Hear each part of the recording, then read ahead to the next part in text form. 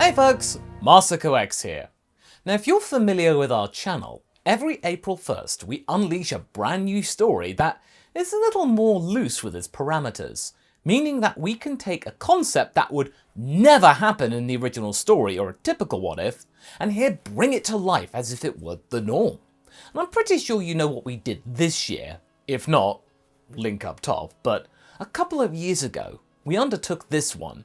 And if you remember what was going on 2 years ago, you needed a laugh. What could happen had the Ginyu Force, one of the more popular aspects of Dragon Ball Z going, got the chance to not only turn over a new leaf, survive Namek, but also get some screen time where they could be their own people? And I think we would all like that, and so far, you all seem to really find their path to prominence quite endearing. But also, in recent parts, rather harrowing and precarious. In the last part, Jeice had to face his greatest fears and doubts in his pursuit to find the captain and bring him back to the fold. Him having been controlled by Babidi, and then subsequently used to overwhelm Buu and create the ultimate fusion of Ginyu and Buu. Terrifying, and able to bring down Goku and the like with the greatest of ease. Jeice had to become ultimate in his quest to try and bring the captain back to the fold. But even with this new power, he found out that this was all actually unnecessary. The biggest thing to come out from this part was that the captain was in on this the whole time. He was never fully possessed, and instead chose to revel in this newfound freedom and a chance to become more and great again when he was the captain of Freeza's elite squadron. In the end, our team did manage to stop Buu, but Ginyu could never be forgiven. Having lost his greatest vassal, he fled. Having lost his entire family and crew, now alone, with nobody. Jeice and the remaining members of the Force chose to stay on Yardrat, in case Ginyu or anyone else showed up to cause further trouble. But trouble had already been caused. Despite them getting the jump on him, Jeice couldn't quite get over the idea that one of his closest friends, the kitten, had basically become a treacherous sneak. As it turned out, their former captain quite enjoyed serving the evil wizard, him actively undertaking all those heinous acts with no qualms or worry. Granted, it was akin to what they used to do when they served under Frieza's boot, but they changed now. And in this new light, Jeice and the others found Ginyu's regression rather depressing. Ginyu still could not get himself to destroy the squad. At least there was some sense of honour and dignity left within him. A small, very small crumb of comfort there in the grand scheme of things. And with Jeice as their new captain, the squad needed some time to figure things out, figure out their lives once more. And it wasn't easy though. For Jeice, Burter, Guldo, Recoome and 16, this was a brand new chapter for their little gaggle of fighters, which felt more like a dive into the unknown. Even though they had worked together for a very long time up until now, the former four especially, they weren't too sure how to go about things now without Ginyu's guidance. It felt like they were the space monkeys running the space zoo. Were they even capable of running a tight organization anymore? Or were they destined to just be second fiddles for the rest of their lives, instead of being a force for good, just a bunch of people who aren't friends? This new dawn for their group, would it all end in tears? In any case, they had to do something, or else there'd be nothing, and Ginyu's callous nature would have won. They started off proceedings by honing their Yardratian skills, which makes sense because they're there, and they felt like they should really up the ante on what they already knew. But even though they had managed to get some gains from all of this, it had helped. It was still hard to focus on the training. They still felt a bit uneasy. All except for 16, of course, who was more of a training aid rather than a living, breathing member of the team. He had been able to adjust the change from Ginyu's departure better than the others, but there was a downside to this level of detachment and integrity. Since he was mechanical, he was unable to benefit from pretty much all of the Yardratian training. Granted, he was able to retain the information and the training of Pibara, he could store it in his memory, but he was limited in how he could utilize that, the energy and power. Force spirit fission was the best he could muster, given how he was able to generate ki from his rocket fists, but without the ability to focus said ki, all he could be like to the team was a battery instead of being able to use the energy himself. He could give it to other people. Jeice got approached by Dabura. Dabura was a tough master, but he could also sense a great level of discontent in the otherwise chirpy crew. "You all seem unfocused. What is happening, my boy?" Jeice sat down and could barely look Dabura in the face. I can't speak for everyone else, but myself, we're pretty disheartened by the whole Ginyu thing. Dabura nodded and sat down alongside Jeice, him understanding the matter completely. "I see. You are feeling disingenuous, like you don't deserve to be a leader." Jeice nodded meekly. "Yeah. But the fact is, Jeice, you are their leader now, whether you asked for it or not. The others look to you for answers. You spent the most time with Ginyu out of all of them, and if anyone knows how to lead aside from him, that would be you." Dabura looked at the setting sun and smiled. "You should focus on a new direction for the group, instead of trying to force the old way to work without its core ingredient." Jeice looked around with a small sense of shock.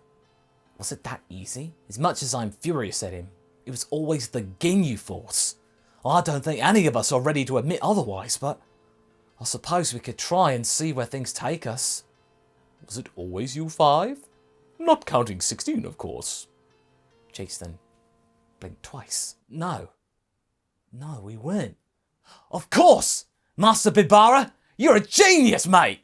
Dabura looked puzzled as to the sudden change in Jeice's mood, but despite this confusion, Jeice was on a mission.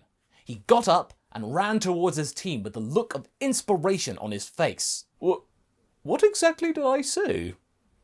Oh well, it's nice to see them smiling again." Dabura resumed his contented gaze toward the setting sun and sighed calmly. Jeice approached his teammates with a beaming expression which unsettled the rest of the crew.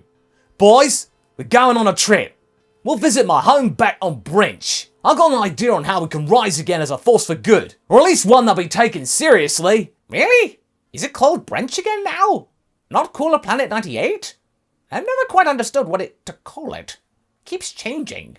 Guldo looked surprised, but Jeice nodded.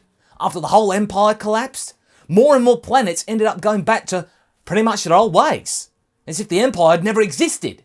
Brench being one of them. We're going to visit an old friend. They'll be able to steer us back on course, buds." And with that enigmatic statement, the five of them bade Dabura farewell and started on their journey back to planet Brench, keen to find out who exactly Jeice had in mind for the Force's new era. Jeice knew exactly who it would be, but he chose to keep their identity quiet from the rest of his buddies. For effect. The others didn't appreciate this level of vagueness, but at least one of them had a plan to get them back on their feet, I suppose. Besides, it had been ages since they last visited Brench, and a lot had apparently changed in the interim. For starters, most of the statues of the Cold family had been basically destroyed. Understandably so, mind you. Then there were the abundance of rumours and speculation to sift through. Some of the Brenchians said that Cooler was still there on the planet, lurking, hiding from whoever had managed to eliminate his brother. But there was not much information on his whereabouts or whether anyone had actually seen him. It was all like the Loch Ness Monster of Brench, you see. Only with Cooler. But is he cooler than the Loch Ness Monster? Debate that in the comments. Confuse those who have yet to get to this part or haven't been paying attention, okay? Although most of the squad had begun to form a hint of an inkling as to where Jeice was taking them, they were nevertheless very much astonished to see, well, a very well-maintained building, something of a rarity on Brench at the moment, whose sign read Bonyu's Academy of Fighting in the Galactic Standard Language. "Well, I'll be space-danged. She got herself a school, huh? Good for her." Burter looked at the posters which lined the walls, genuinely impressed. 16 tilted his head. "I have no prior information about this Bonyu individual. Please elaborate." Jeice smirked. "Gladly, my friend. You see, Bonyu was one of the original members of the Force, the first one to be recruited, in fact. She was real talented, probably the most talented of all of us. Recoome raised his fist with a mixture of respect and resentment. Although Recoome regrets her departure, Recoome can still not forget her reluctance in our trademark posing.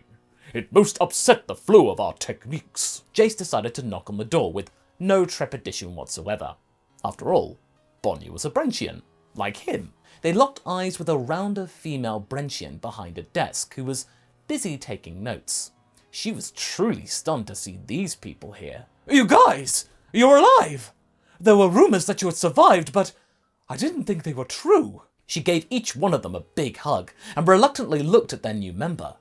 Jeice felt a little hurt at her assumption that they had died, but at least he was relieved that she was happy to see them. So, you're still hanging around despite the Empire collapsing? You're lucky. And I don't see the Force insignia. Where is your captain? And so they started to tell Bonyu all about their adventures and how they had left the Force. It brought her a huge degree of relief to hear this, as she herself had left years ago, having served Cold and Freeza. Though the more that Jeice said about their happenings, the more improbable their stories sounded. When they got to the Ginyu part, Bonyu sighed. This was probably the most realistic part of their whole chicanery. I want to tell you that I am most surprised that it ended that way, but I'm not. I'm pretty sure that if Cooler was indeed alive and one day resurfaced, that all those statues and Freeza Force insignias would return to Branch, tearing down all the work that we had undertaken in restoring our history. Some people just find themselves serving evil people. Luckily for us, Sorbet is trying to lead the biggest faction of the old ways now. Ha! Sorbet? Really? They're really scraping the bottom of the barrel, aren't they? Bonyu shrugged. You say that, but he has some level of a following. There are enough people out there who are dumb enough to listen to his rantings. Well, if they try anything funny, I'm pretty sure that we can intervene and cut them down. All right. Why are you here, then? Surely your adventures are more interesting than whatever Branch has to offer you. We're not exactly the most happening place right now. After the forces we knew it fell apart, we weren't ready to return to our new allies on Earth. We felt that we weren't worthy of their good nature. Our training on Yard Rat sought to fix that, but it was in vain, I'm afraid. We couldn't properly focus. I wanted to ask you, how did you manage to get your life together after you left the Force? Oh, trust me, that wasn't easy. Initially, I was trying to be a good member of the Force and all, but the longer I served with them, the more I saw of their imperfections and the injustice that we left in our wake. This took years before it manifested itself into something concrete, enough for me to do something about it. It started in Cold's time, went through Freeza's bit, on the throne, and you all know as well as I do that they do not accept retirement. So, I went along with the idea of my own fighting academy. I sold it as something that could train future troops, but really what I was doing was making sure that mercy and goodwill in the Freeza Force wasn't entirely extinct. Technicalities. Such a useful tool. Recoome is impressed. You were risking a lot if Freeza found out your true intentions. Yes, well, he didn't. I did enough to appease his appetite for fighters and conquest, so he ignored me. I had to be a good judge of character and find students that, let's say, could agree with my new view on things. It worked out, as you see. Now it's more lax. But speaking of this, if you four and your new mechanical buddy are visiting, how about you help me around here? There is always something to do, and I can always use more pairs of hands. And so, they agreed. They were used to helping out others, and quickly proved to Bonyu that they had become a force to be reckoned with in their own right. They had reached the same conclusion as she had. They spent a few months aiding the Adepts and helping the Brentians in general, expanding or even regaining their fame in this part of the galaxy. And Bonyu, she was also happy just having them around, though she wasn't a fan of their posing still. It was still a very welcome change from her usual lone self. But one day, all of them got an encrypted message, and it wasn't good. Even Jeice and his original crew received it, since they technically were still part of the team at the time of Freeza's death. As far as Freeza was concerned, they'd never betrayed them. calling all ex-Freeza Force members to go to Earth. If you stand by us, you will be absolved, as a glorious day has come for our empire. Lord Freeza has returned. We can crush the Saiyans who dare to oppose his rule. But our magnificent lord is now stronger than ever, ready to face his opponents. It was Sorbet. Had he gone mad? There was no way Freeza could have come back. Right? 16 looked at them. We do know of one way someone could return from the dead. You think those mooks found out about the Dragon Balls? Confirmed. If this is not a misnotification, this seems to be the only logical conclusion. Jeice looked at the others. They should be fine, right? They don't need our help. There's no way that Freeza would be stronger than Master Goku or Vegeta. They should have been sure about that, but there were still seeds of doubt that just couldn't be stomped out of existence. Bonyu looked at them, saying nothing. Jeice gave her an apologetic smile. So, Bonyu, you ever thought about visiting Earth? You can tag along if you want. Oh, I quite like Brench without Frieza's influence. If I can help in any way, sure, why not? And the 6 of them departed Brench. Meanwhile, Ginyu was busy training with Taguma. He could not fail Lord Freeza, not again. He was finally back in the squad. There'll be no third chances for him though.